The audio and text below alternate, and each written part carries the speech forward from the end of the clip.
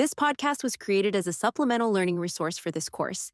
The content is based on assigned course materials, including open educational resources, textbook chapters, instructor-developed explanations, examples, and applications connected to course topics.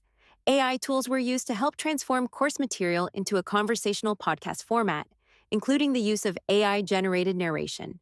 The AI narration is intended to make the material more engaging, accessible, and flexible for students. However, the podcast should not replace careful reading of assigned materials, reviewing course lectures, or completing course activities.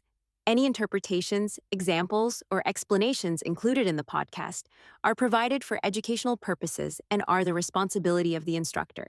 Students should rely on the assigned readings, course lectures, and official course materials as the primary sources for exams, assignments, and class discussions. Usually when we talk about like a medical diagnosis or maybe the hard sciences like physics or, structural engineering, there's this underlying expectation of absolute precision. Like you break your arm, you go to the hospital, the x-ray shows that jagged white line on the screen and the doctor just points at it. Right, yeah. There's no debate. The bone is broken. Exactly. It's a binary state. I mean, the fracture is either present in the calcium structure or it isn't. The data is entirely visible. It's objective. And there is something, I think, deeply comforting about that level of objectivity. We naturally want the world to fit neatly into those categories. We want to be able to look at a readout and know exactly what the truth is. But the moment you step away from the x-ray machine and into the world of psychological research, Oh, that comforting binary just completely vanishes. it totally vanishes. We're suddenly navigating this landscape that is fundamentally murky simply because we're dealing with the most complex, unpredictable variables on the planet, which are living, breathing human beings. Yeah, the truth isn't just sitting there waiting to be photographed. It has to be, coaxed out, observed, and interpreted. Right. And if you are an undergraduate psychology student listening to this right now as a companion guide for your coursework, that murky landscape is exactly where you are going to be living for the next few years. So that's what we're doing today. We're tackling Chapter 3 of your Research Methods textbook in this deep dive. And it centers entirely on research ethics. Which is, arguably the most critical chapter in the text. Research ethics isn't just some bureaucratic hurdle you have to jump over to get your degree. It is the fundamental architecture of the scientific process. Yeah. If the ethics fail, the science fails. Totally. And our mission here isn't to just recite the rules to you. We want to explore the philosophical and the moral framework behind those rules and understand the rather dark historical context that forced us to write them down in the first place. And figure out how you actually apply these principles when you sit down to design your very first study. Exactly. Because, just a quick reminder, you do still have to read the chapter, look at the charts, and do the exercises. This audio is your synthesis tool. We want to help you internalize the actual mechanisms of research ethics. And, well, there's absolutely no better way to understand the mechanism of a machine than to look at what happens when it catastrophically explodes. That is a great way to put it. So the textbook opens with this hook that perfectly illustrates this. It's the infamous 1998 article published in the highly prestigious medical journal, The Lancet. Right. The paper claiming to have found a definitive link between the combined measles, mumps, and rubella vaccine, the MMR vaccine, and the onset of autism in children. That one single paper. It is genuinely terrifying to look back at the fallout of that publication. I mean, the lead researcher didn't just suggest a correlation. He essentially lit a match in a room full of gasoline by suggesting the vaccine might be a direct causal factor for autism. Yeah. It's like the textbook definition of the murky waters of research being weaponized. And from a purely methodological and ethical standpoint, it's a masterclass in how a study can just completely collapse under scrutiny. If we break down the factual points from the source material, there are 4 distinct, massive failures here. Good, let's look through them. The first is simply that the underlying science was structurally unsound. Once that paper was published, researchers all across the globe rushed to replicate the findings because, replication is the immune system of science. Right. But follow-up study after follow-up study involving millions of children globally consistently failed to find any statistical relationship whatsoever between the MMR vaccine and autism. The data simply did not exist. Which, okay, to play devil's advocate for just a second, a failure to replicate isn't inherently a moral failing, right? Sometimes a researcher finds a statistical anomaly, or maybe their sample size was too small, and they make an honest mistake. Science is supposed to self-correct like that. That is a completely fair distinction. An honest methodological error is just part of the process. But the Lancet paper was not an innocent anomaly. And that leads directly into the second, far more sinister point from the text, which is the massive financial conflict of interest. Oh, right. The lead researcher had actively patented a competing alternative measles vaccine before publishing his paper. That completely changes the context of the data. If the standard combined MMR vaccine is discredited in a major medical journal, the market opens up entirely for his patented alternative. Exactly. He stood to make an absolute fortune. Wow. It shatters the foundational integrity of the scientific method. You cannot claim to be objectively weighing variables and interpreting data when you have a direct, overwhelming financial incentive to arrive at one specific conclusion. Your bias is no longer subconscious at that point. It's a business strategy. And if you have that kind of financial motivation, it totally makes sense that you wouldn't just cross your fingers and hope the data supports you. You would engineer the study to ensure it does, which is exactly what the third point highlights. Yeah, he didn't use a random representative sample of the population. He used highly biased methods to select his participants. He specifically cherry-picked 12 children, just 12, who fit the exact clinical profile he needed to artificially support his predetermined conclusion. That is the equivalent of trying to determine the average height of a human being. But you only measure the players on a professional basketball team, and then you publish that as a universal standard. Right. It fundamentally invalidates the statistical analysis before the math even begins. But the fourth point is where this really transitions from academic fraud into a gross violation of human rights. He performed unapproved, medically unnecessary, and highly invasive procedures on these children. Wait, really? What kind of procedures? We're talking colonoscopies and lumbar punctures, simply to gather data for his fraudulent hypothesis. Subjecting vulnerable pediatric subjects to spinal taps without proper ethical oversight or legitimate medical justification. That is incredibly dark. It's horrifying. And the ripple effect of this, we are still navigating the damage. Because of the perceived authority of the Lancet and the media frenzy that followed, parents globally stopped vaccinating their kids. Herd immunity just plummeted. We saw, and we continue to see, resurgences of measles, mumps, and rubella diseases we had largely under control. Children have suffered permanent complications and in some cases have died as a direct result of the vaccine hesitancy born from this single unethical study. The timeline of accountability is frustrating too. The textbook notes it took until 2010. Yeah. That's 12 years after publication, after years of grueling investigative journalism and medical hearings uncovering these breaches, for the Lancet to finally fully retract the article. And the lead researcher ultimately had his medical license revoked. He was barred from practicing medicine. The 1998 MMR study isn't just an anecdote. It's the perfect negative space to show us what research ethics is supposed to look like. The researcher didn't just fail to get a form signed, he violated a complex web of moral obligations. He failed his participants, he polluted the scientific literature, and he caused measurable harm to global public health. Which forces us to ask, how do we prevent that? How do we build a system that catches that kind of behavior before a paper ever sees the light of day? Well, to do that, we need a framework, a way to map out all the different ethical obligations a researcher has. And the textbook provides a remarkably elegant model for this. Yeah, it's essentially a matrix of ethics. If you can visualize a grid, it involves 4 core moral principles running along one axis, and those principles are applied to 3 distinct groups of people on the other axis. This 4x3 framework is the lens through which you should evaluate every single decision you make in a lab. Let's unpack the 4 moral principles first. Principle number 1 is weighing risks against benefits. Okay, let's get into that. So this requires acknowledging a fundamental truth. All research carries some level of risk. In the hard sciences, the risk might be, a chemical spill. In psychology, the risks are often invisible but equally potent.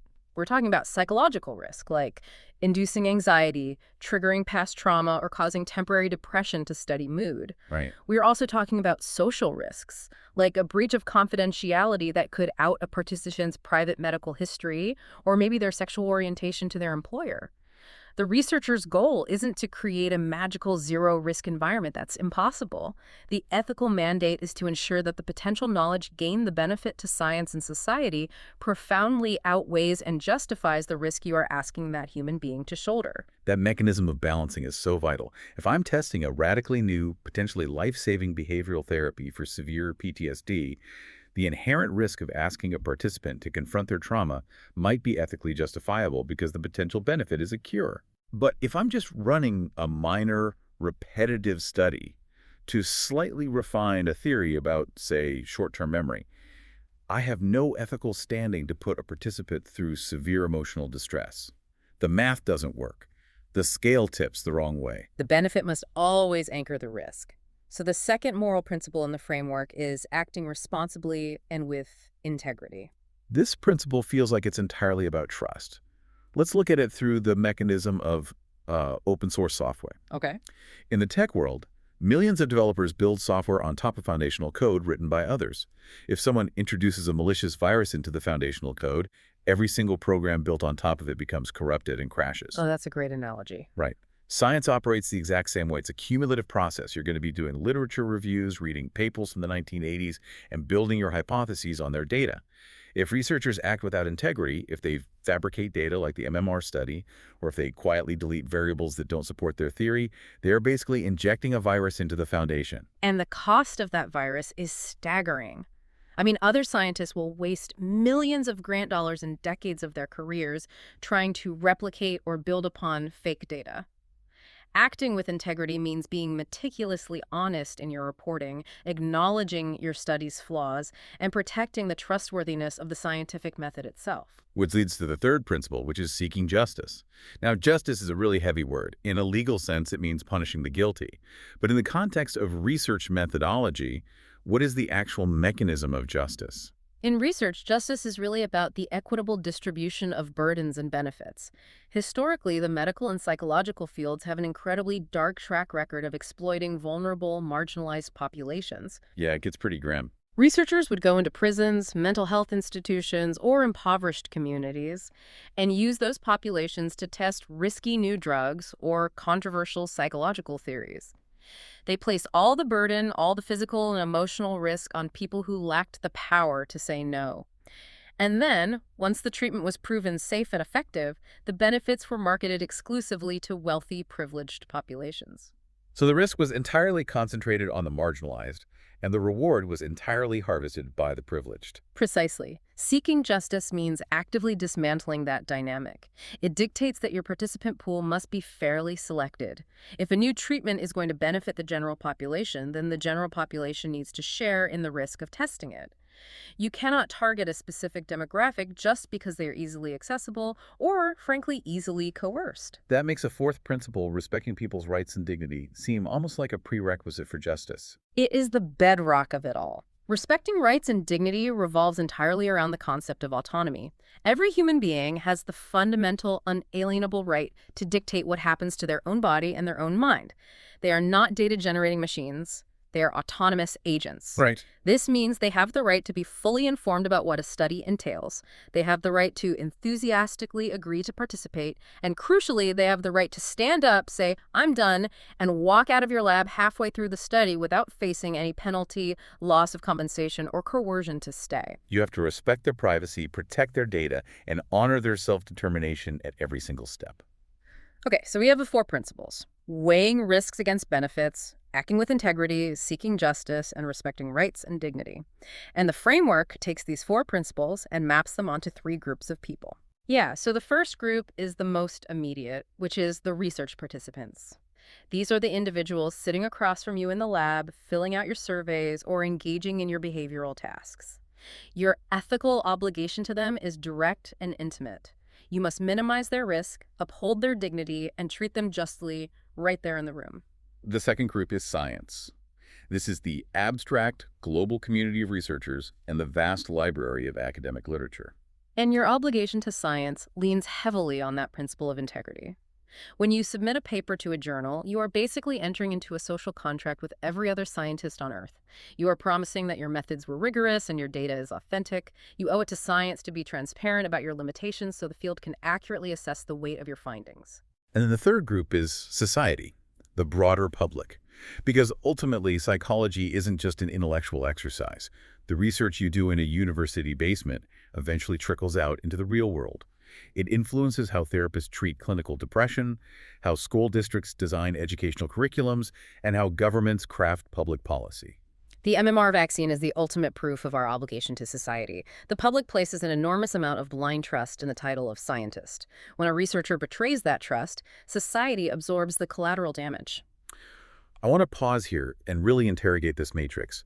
Because if I am an undergrad looking at this 4x3 grid, 4 rules, 3 groups, it feels suspiciously clean. It feels like a checklist. Like if I just go down the list, minimize risk, be honest, pick a fair sample, and let people leave when they want. Boom. Perfect ethics. Is it really that simple? It is the exact opposite of simple, and assuming it's a checklist is one of the most dangerous traps a young researcher can fall into. The reality is that ethical conflict is an unavoidable, inherent feature of the scientific method. Because the principles contradict each other. Constantly. Let's say you want to study the bystander effect. The psychological phenomenon where people are less likely to help someone in distress if there are other people around. Sure. To get the most accurate, untainted data that will heavily benefit science and society, you really need to observe people in a natural environment without them knowing they are part of a study.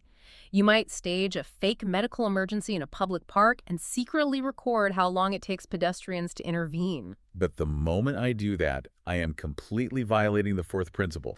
I am observing them without their informed consent. Yeah. I am stripping them of their autonomy to choose whether or not they want to be part of my psychological experiment. Exactly. The benefit to science demands secret observation, but the rights of the participant demand absolute transparency. You are caught in an unsolvable ethical bind. The researcher's job is not to search for a magical, frictionless scenario where all 4 principles are perfectly satisfied. That utopia does not exist. Your job is to acknowledge the friction. You have to meticulously minimize the risks, violently debate the trade-offs with your peers, seek oversight, and ultimately take personal responsibility for the moral compromise you decide to make. So to really cement this idea of ethical friction, let's play out a thought experiment. And I actually want to invite you, the listener, to do this with us. I want you to pause and think for a second. Let's pretend we are designing a study right now. We are testing a radically new experimental drug designed to treat severe obsessive-compulsive disorder. We believe this drug could revolutionize psychiatric care. Using the 4x3 framework we just talked about, where do the ethical landmines exist? What is the friction for the participants, for science, and for society? Think about that. It's a great exercise because for the participants, the friction is heavily localized in the risk-benefit analysis. This is an experimental psychopharmacological drug. It could cause severe neurological side effects, or it could dramatically increase their baseline anxiety before it starts working. You have to decide if the possibility of curing their OCD justifies the very real risk of making their mental state significantly worse in the short term. And if we look at our obligation to science, the friction is about integrity. Let's say we run a massive trial, and the drug works incredibly well for 60% of the participants, but it causes severe suicidal ideation in 5% of them. Oof. Yeah. There might be immense pressure, maybe from the pharmaceutical company funding the lab, to bury that 5% statistic, to frame it as an anomaly and only publish the glowing 60% success rate. Which would be a catastrophic violation of integrity. You would be polluting the literature and endangering future patients. And finally, the obligation to society brings in the principle of justice. Let's say the drug is a miracle. It cures OCD with 0 side effects. But the manufacturing process is so complex that it costs $10,000 a month. Oh, wow. If we only tested this drug on marginalized populations who needed the compensation to survive, but the final product is only affordable to the top 1% of wealthy individuals, we have committed a profound injustice. We have exploited the vulnerable to serve the privileged. The web is so intricate. You pull one string and the whole matrix shifts, which is why having a theoretical moral framework isn't enough.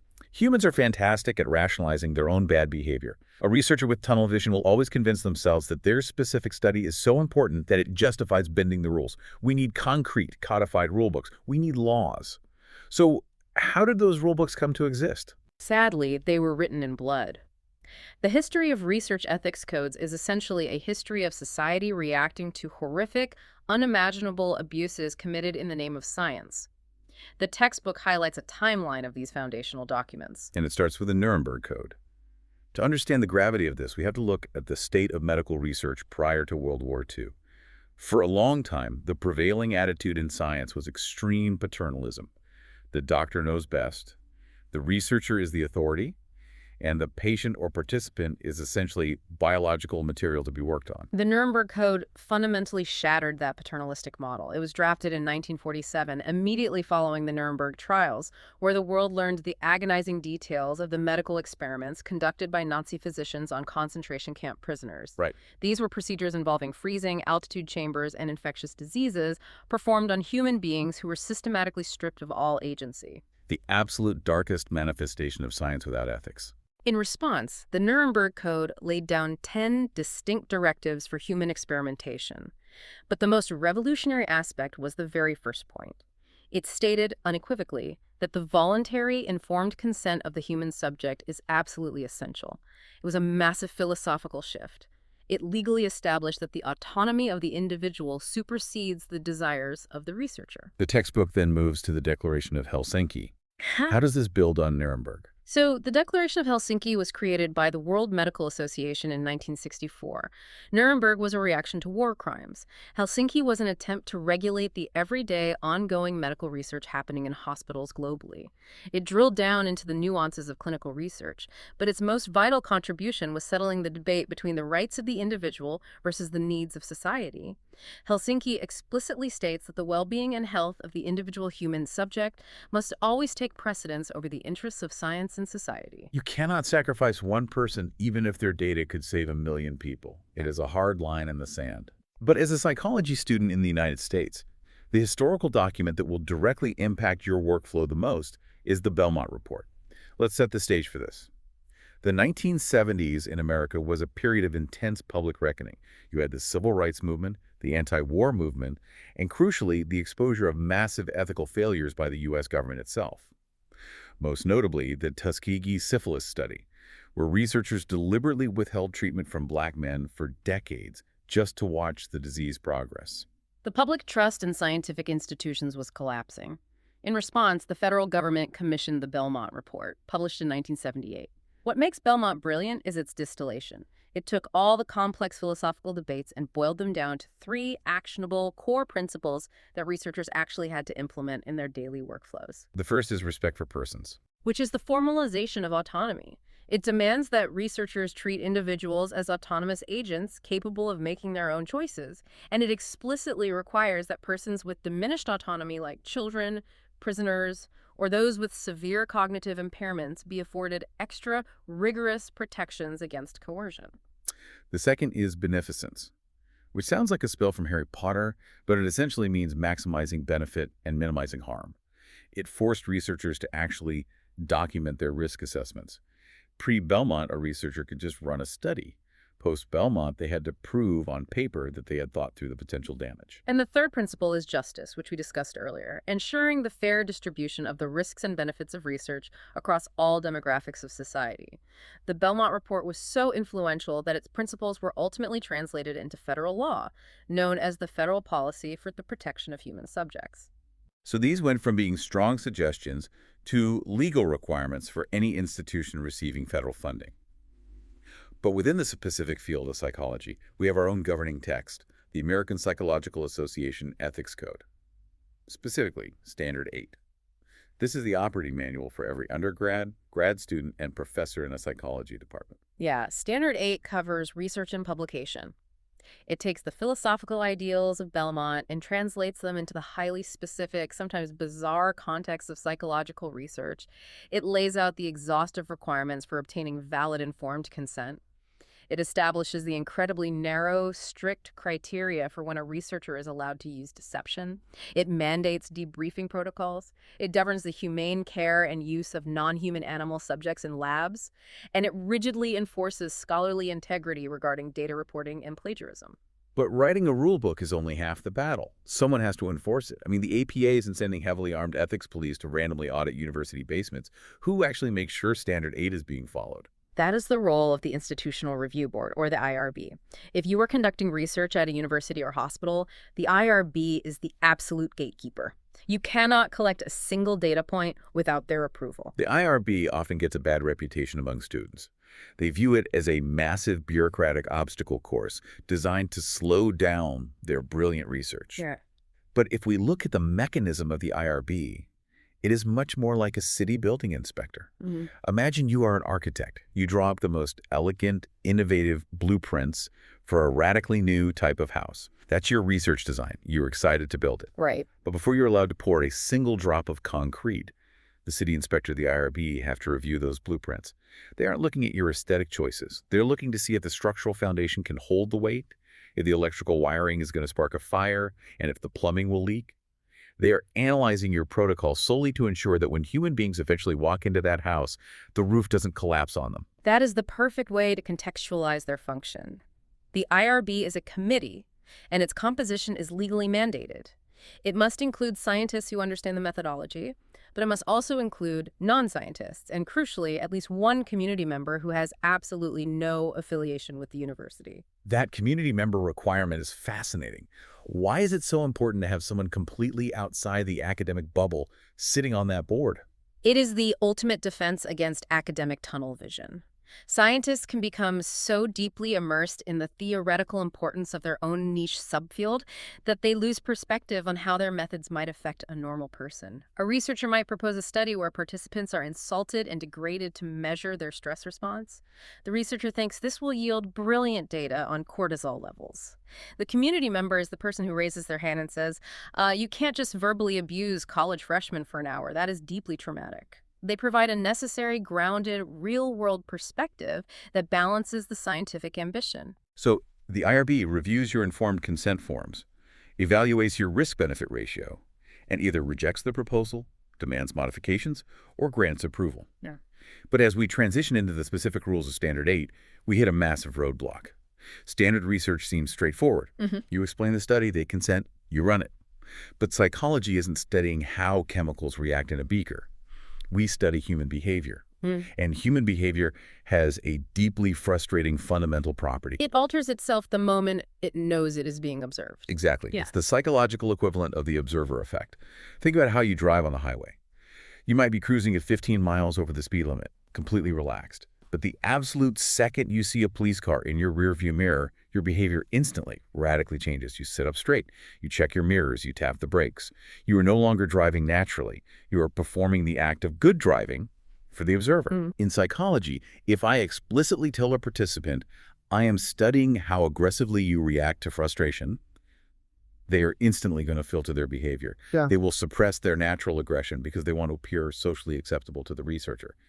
The data becomes entirely useless. Which brings us to the most fiercely debated, inherently contradictory element of APA Standard 8, which is deception.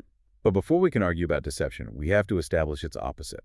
What does true, valid, informed consent actually look like in practice? Because it is more than just a signature on a waiver. The textbook is emphatic on this point. Informed consent is not a document. It is a continuous process of communication. It is the process of obtaining and documenting a person's explicit agreement to participate only after you have informed them of every single factor that might reasonably be expected to influence their decision to participate. That phrase, reasonably expected to influence their decision, is doing a lot of heavy lifting. It means you can't bury the risks in legal jargon.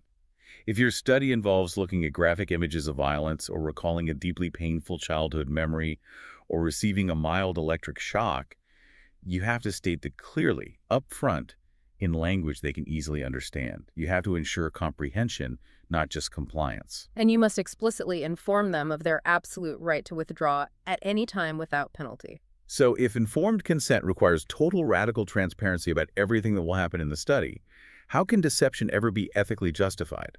Deception is, by definition, the deliberate withholding or distortion of information.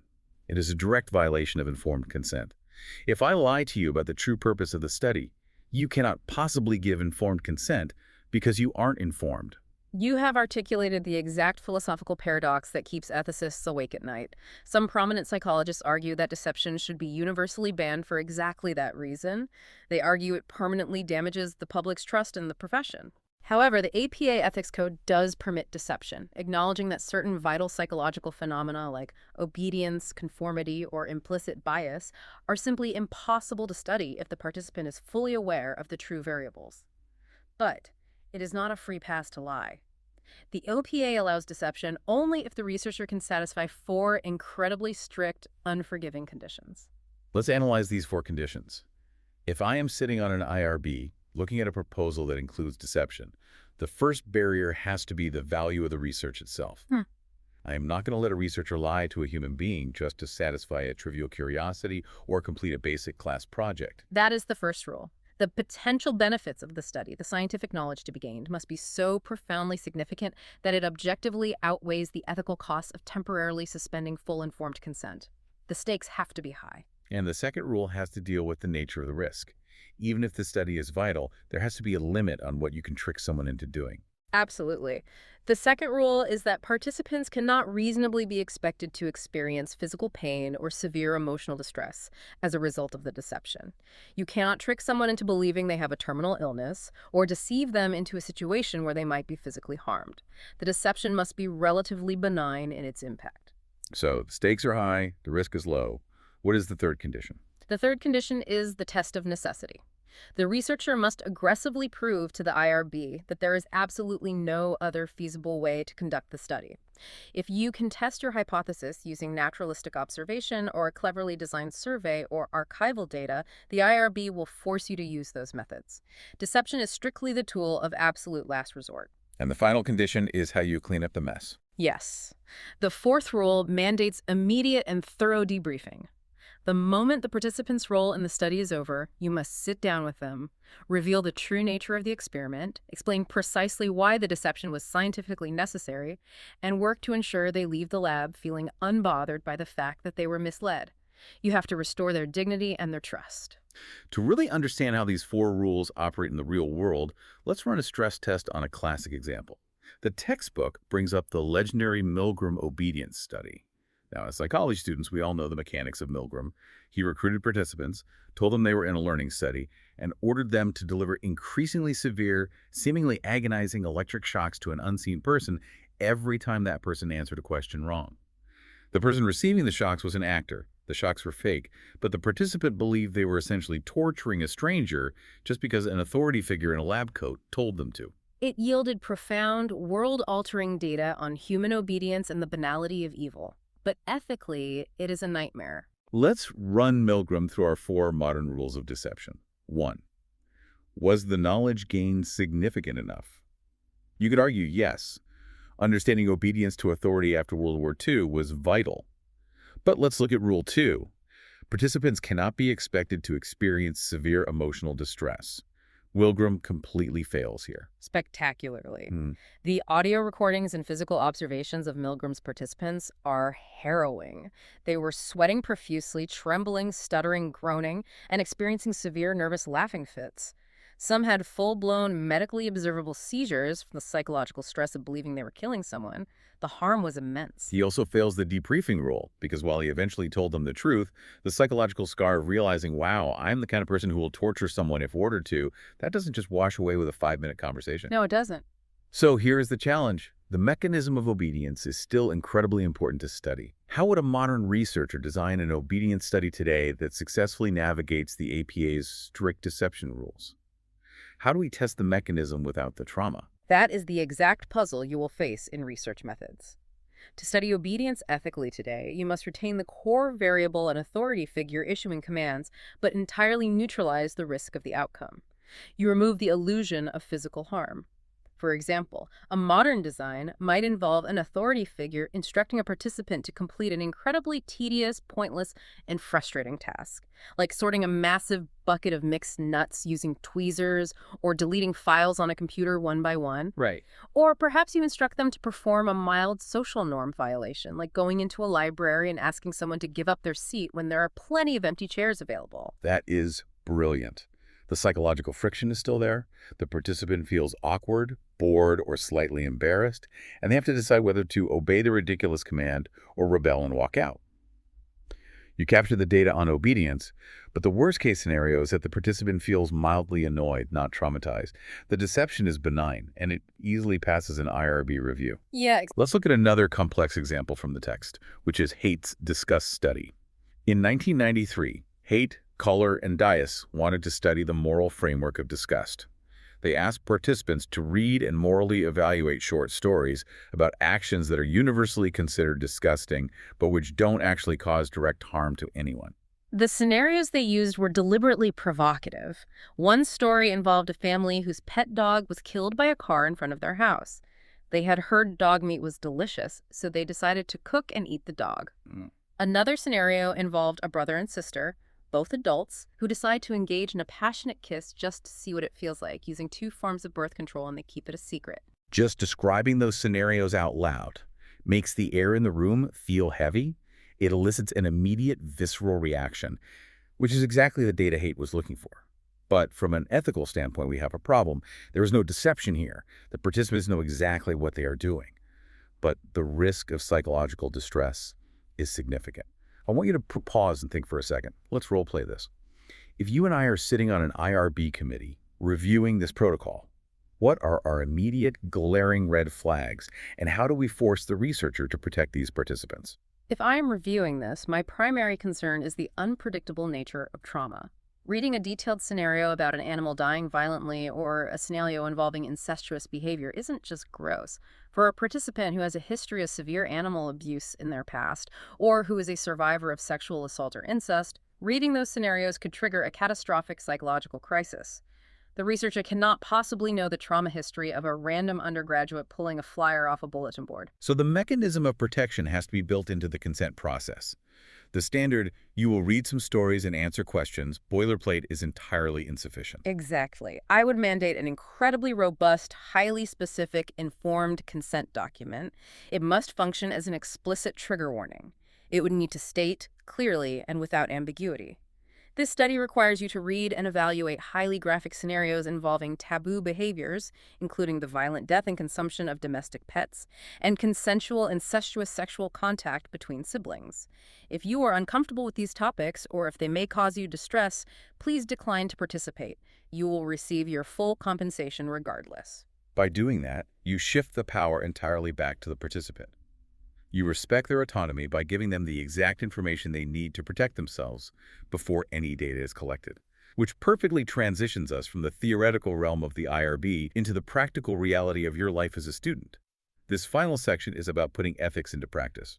When you were given an assignment to design your first study, how do you operationalize all of this? The textbook offers an incredibly practical sequential roadmap for proactively minimizing risk before you ever draft your IRB proposal.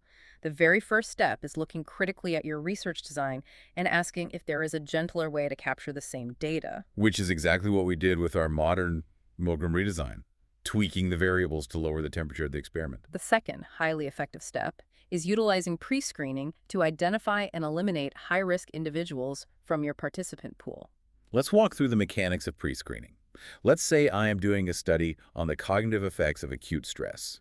My procedure involves bringing people into the lab and giving them an impossibly difficult math test while a loud, obnoxious alarm blares in the background, and I tell them they are failing.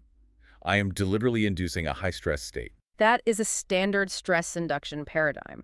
But ethically, you cannot subject the entire general population to that. Some people have clinical vulnerabilities. So, weeks before the actual experiment, you administer a broad, seemingly generic questionnaire to hundreds of potential participants. Embedded in that questionnaire is a validated clinical scale measuring baseline generalized anxiety or a history of panic attacks. And when I score those screeners, I look for the outliers. Yeah. If a student scores in the 95th percentile for clinical anxiety, I know that my fake math test might trigger a severe, debilitating panic attack in them. Exactly. So you quietly, respectfully filter them out. You might invite them to the lab, give them the course credit or the $5 just for showing up, and then inform them that the study has reached capacity. Or you assign them a totally benign control task. You proactively protect the vulnerable by ensuring they never enter the stressful environment in the first place. It is preventative ethics. And the third step the text emphasizes is maintaining absolute transparency whenever possible. Unless deception is scientifically imperative, don't use it. Explain your hypotheses during the debriefing. Treat the participant as a collaborator in the scientific process, not just a subject to be manipulated. But here is the most critical conceptual shift a student needs to make. Ethical responsibility is not a permission slip.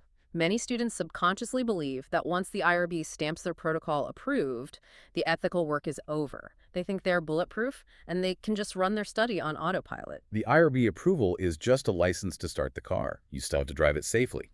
Your ethical obligation is continuous and active. While you are actually running the study, you must be hyper-vigilant in monitoring your participants' physical and emotional reactions. Humans are unpredictable. You might have designed a seemingly benign interview about childhood memories. The IRB approved it.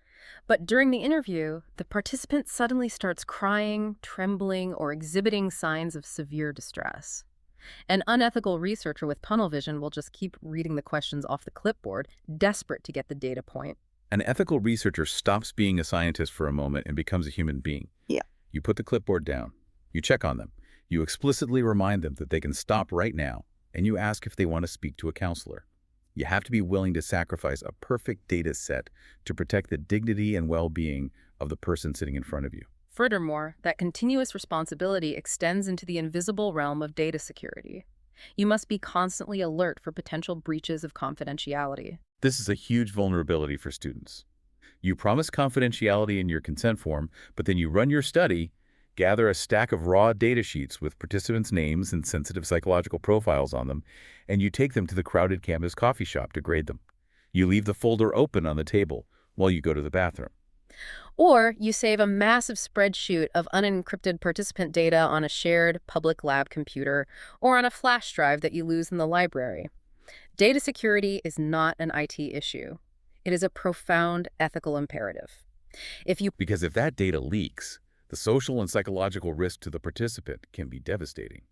Which brings us to the final and perhaps most universally applicable piece of Standard 8 that we need to discuss, and that is scholarly integrity in publication and coursework. We are talking about the cardinal sins of academia: data fabrication and plagiarism.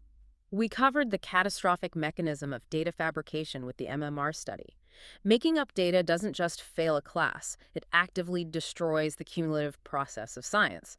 But plagiarism is equally destructive to the integrity of the system. And in an academic setting, plagiarism goes far beyond the obvious theft of simply copying and pasting someone else's paragraph without citing it. The textbook highlights a specific variation of plagiarism that consistently confuses and frustrates undergraduate students, and that is self-plagiarism. It is a concept that seems counterintuitive at first glance. Students naturally ask, if it is my own original thought and my own original writing, how can I possibly plagiarize myself? The textbook explicitly defines self-plagiarism in a student context as submitting the exact same assignment or substantial portions of it in multiple classes without permission. Let's dissect the mechanism of why this is considered an ethical breach, because from the student's perspective, it just looks like smart efficiency. Imagine I spent 3 weeks researching and writing a brilliant, comprehensive 10-page paper on the neurobiology of clinical depression for my abnormal psychology class last semester. I got an A. This semester, I am taking research methods, and the professor assigns an open-topic literature review. The parameters match perfectly. Why is it unethical for me to just print out last semester's paper and hand it in? I did the work. It is unethical because it violates the foundational contract of the educational process. When a university professor assigns a paper, they are not simply asking for a product to grade. They are creating a mechanism to force you to engage in a process. The implicit contract is that you will execute new research, grapple with new literature, and synthesize a new demonstration of your current intellectual competence for that specific course. I see. It's about the currency of credit. If I hand in the old paper, I am misrepresenting my current effort. I'm telling the research methods professor, I spent the last 2 weeks doing original work for your class, when in reality I did nothing. I am extracting double the academic currency credits for 2 distinct classes for the labor of only one. Exactly. It is a fundamental breach of integrity. It misrepresents the reality of the work. If you build a habit of cutting corners and misrepresenting your effort when the stakes are just a midterm grade, that ethical laxity will follow you into the lab. Ethics is a muscle. You build the strength of your integrity in the small, seemingly low-stakes decisions, so that when you are eventually faced with massive pressure, like a pharmaceutical company offering you a grant to produce specific data, your ethical framework is strong enough to hold the line. It all circles back perfectly to that second moral principle we established an hour ago: acting responsibly and with integrity. Whether you are publishing in a major international journal, navigating an IRB review, or just deciding whether to recycle an old essay, the underlying mechanism of honesty is exactly the same. Well, we have covered an immense, sprawling landscape today. Let's synthesize the core mechanics of what we've explored. We started by analyzing the catastrophic failure of the MMR vaccine study to establish the absolute necessity of research ethics. From there, we unpacked the foundational 4x3 moral framework, weighing risks against benefits, maintaining integrity, seeking justice, and respecting autonomy. We mapped those principles onto participants, science, and society, and acknowledged the unavoidable, constant friction between them. We traced the dark history that forced the creation of our rulebooks, moving from the Nuremberg Code's establishment of basic human autonomy through the Helsinki Declaration to the Belmont Report's practical pillars of respect, beneficence, and justice. We examined how those pillars are operationalized in APA Standard 8 and enforced by the IRB. We navigated the profound paradox of informed consent versus the necessity of deception, breaking down the strict four-rule mechanism required to ethically mislead a participant, using Milgram and Haidt to stress test those rules. And finally, we walked through the proactive steps you must take to protect your participants through pre-screening, the continuous moral obligation to monitor them during the study, the imperative of data security, and the contractual integrity required to avoid self-plagiarism. It is a massive amount of conceptual architecture, but before we conclude, I want to leave you with one final, incredibly provocative thought. This is a complex discussion question sourced directly from the exercises at the end of your textbook chapter, and it is something I want you to actively wrestle with as you continue your studies. What is the question? It has been argued by some ethicists that researchers are not and cannot be ethically responsible for the misinterpretation or deliberate misuse of their research by others. Do you agree? Let's say you conduct a perfectly ethical study. Your methods are flawless, your consent is robust, your data is accurate, and you publish it with total transparency. But then a political group or a biased media outlet takes your carefully gathered data, intentionally strips it of its context, and twists it to support a harmful, discriminatory agenda. Where does your ethical responsibility end? Are you culpable for how the world weaponizes your science? Or does your responsibility stop the moment the paper is published? That is an incredibly heavy, profoundly relevant mechanism to untangle, because you cannot control the world, but you did forge the weapon they are wielding. That is a phenomenal debate to have with your cohort. It forces you to constantly evaluate the permanent, unbreakable thread connecting the secluded laboratory to the broader society. Remember, this deep dive is your conceptual companion. Hearing the mechanisms debated and pulled apart is designed to help you synthesize the complex ideas. But it is not a replacement for doing the work. Go read Chapter 3, study the historical timelines, do the end-of-chapter exercises, and really interrogate these frameworks. Because the entire enterprise of scientific discovery is only as strong and only as trustworthy as the ethics of the individual researchers conducting it. So as you move forward in your coursework, keep the fallout of the 1998 MMR study in the back of your mind. Remember what happens when the lines blur and ambition overrides integrity. The landscape of human psychology is always going to be murky. You will never have the comfort of that clean binary X-ray, but your ethical framework. That is your navigation system through the fog. Trust the process, protect your participants, and keep your integrity intact. Happy studying.